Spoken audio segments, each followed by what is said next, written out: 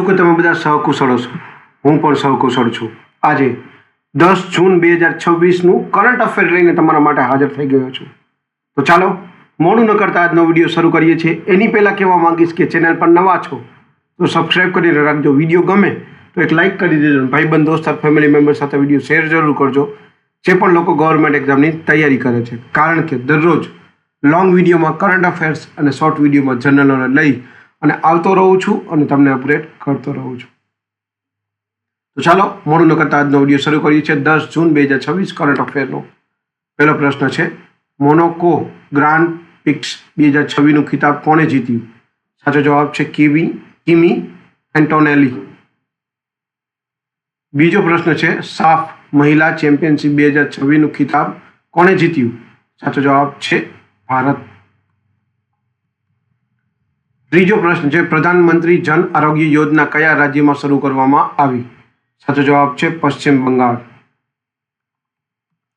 ચોથો પ્રશ્ન છે, નવી દિલ્હીમાં ભવ્ય પોર્ટલનું લોન્ચિંગ કોણે કર્યું? સાચો જવાબ છે પિયુષ ગોયલ.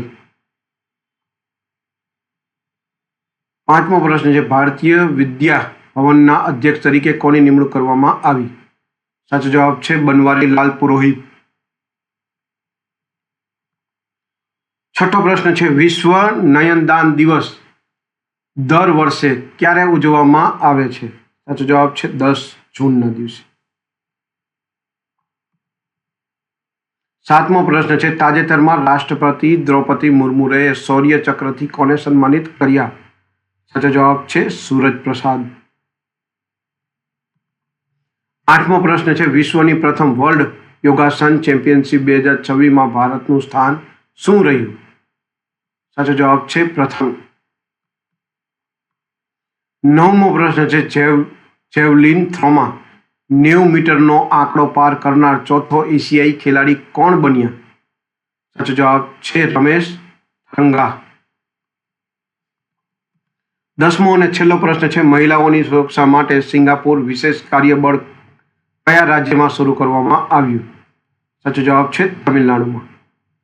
આ હતા 10 જૂન 2026ના કરંટ અફેર અને તેના જવાબો.